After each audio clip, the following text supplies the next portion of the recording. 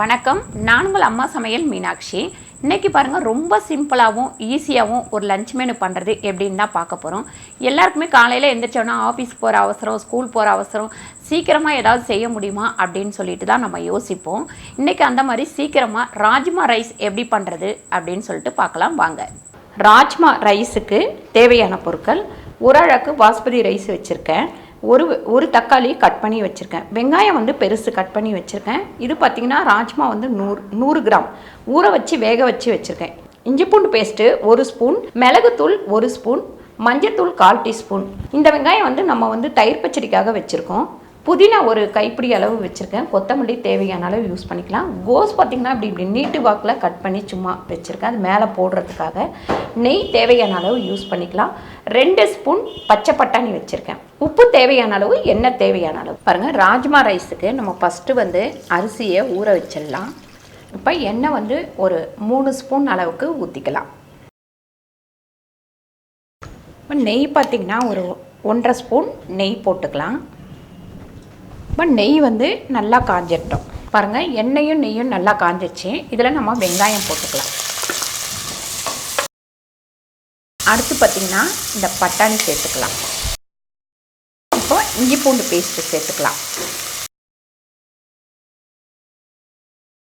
இதில் வந்து நமக்கு மிளகு காரம் மட்டும்தான், நம்ம மிளகாத்தூள் எதுவுமே போட போகிறதில்ல, பச்சை மிளகாய் எதுவும் போட போகிறதில்ல. அதனால் அந்த மிளகோட வாசனையோடு இது வந்து ரொம்ப சூப்பராக இருக்கும். இப்போ இதில் தக்காளி சேர்த்துக்கலாம். பாருங்கள், தக்காளி சேர்த்து வதக்கிட்டு இருக்கும் போதே புதினாவும் சேர்த்துடலாம். இதில் நம்ம மஞ்சத்தூளும் சேர்த்துக்கலாம். பாருங்கள், இப்போ இதில் ராஜ்மா சேர்த்துக்கலாம். நல்லா வந்து ராஜ்மா ஒரு 4 மணி நேரமாவது குறைஞ்சது ஊறணும். ஊறினதுக்கப்புறம் பார்த்திங்கன்னா ஒரு 5 விசில் போட்டு நீங்கள் வந்து நல்லா வேக விட்டுருங்க. வேக வைக்கிறதுலே உப்பு போட்டாலும் சரி, இல்லை உப்பு போடலனாலும் நம்ம இந்த டைம் போட்டுக்கலாம். நான் வந்து இப்போ உப்பு போடல, இதில் உப்பு சேர்த்துக்கலாம்.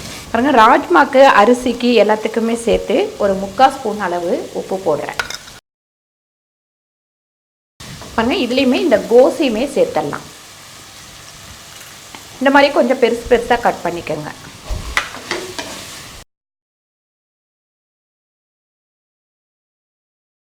கொஞ்சம் இந்த தக்காளி எல்லாமே நல்லா வதங்கட்டும். பாருங்கள், வெங்காயம் தக்காளி இது எல்லாமே நல்லா வதங்கிடுச்சு. இதில் இப்போ நம்ம அரிசி சேர்த்து கொஞ்சம் வதக்கிக்கலாம். இந்த அரிசி இதில் சேர்த்து வதக்கும் போது பார்த்திங்கன்னா ரைஸ் வேகும் போது நல்ல ஒரு வாசனையோடு இருக்கும்.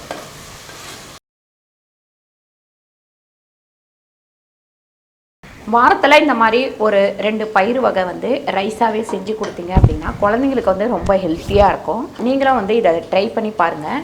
அவங்களுக்கு வந்து சத்து கொஞ்சம் கூட இருக்கும். இப்போ இதில் வந்து 1.25 தண்ணி விட்டுக்கலாம். பாருங்கள், இதுக்கு மேலே வந்து நம்ம இந்த மிளகுத்தூளை கொட்டிக்கலாம். நம்ம கொட்டி வதக்கிறத விட இந்த மாதிரி போட்டோம் அப்படின்னா அந்த மிளகோட வாசனை அப்படியே நமக்கு இருந்துகிட்டே இருக்கும். இப்போ இது மேலே கொத்தமல்லி தூவிக்கலாம். இப்போ நம்ம குக்கரை மூடிடுவோம். மூடி ஒரு விசில் விட்டால் போதும். பாருங்கள், சூப்பரான ராஜ்மா ரைஸ் வந்து ரெடி ஆயிடுச்சு. நான் வந்து ராஜ்மா வேக வச்ச தண்ணி இதில் ஊற்றலை, வேணும்னா நம்ம இதில் ஊற்றிக்கலாம். வாங்க லஞ்ச் பாக்ஸுக்கு கட்டிடலாம். குழந்தைங்க வந்து இந்த ராஜ்மா, அதுக்கப்புறம் பார்த்திங்கன்னா மூக்கல்ல, முச்சை, இந்த மாதிரி ஐட்டம்ஸை நல்லாவே சாப்பிடுவாங்க. அதனால் இந்த மாதிரி ரைஸ் நீங்கள் கட்டி கொடுத்தீங்க அப்படின்னா சூப்பராக சாப்பிடுவாங்க. நான் வந்து இன்றைக்கி சைடிஷாக வந்து பப்பாளி பழம் வைக்கிறேன். நம்ம ஏதாவது ஒரு ஃப்ரூட்ஸ் வந்து இந்த மாதிரி வச்சு அனுப்பலாம். இல்லை இதுக்கு வந்து சைடிஷாக வேணும் அப்படின்னா தயிர் பச்சடி வச்சுக்கலாம். அப்படி இல்லைனா ஏதாவது கிரேவி மாதிரி கூட வைக்கலாம். இந்த ஸ்டிக்கு வந்து இதுக்குள்ளவே வச்சுருங்க, அவங்க சாப்பிட்றதுக்கு வசதியாக இருக்கும். இந்த வீடியோ உங்களுக்கு பிடிச்சிருந்தால் லைக் பண்ணுங்கள், ஷேர் பண்ணுங்கள், சப்ஸ்கிரைப் பண்ணுங்கள், ஃபேஸ்புக்கில் ஷேர் பண்ணுங்கள், மறக்காமல் கமெண்ட் பண்ணுங்கள். நன்றி, வணக்கம்.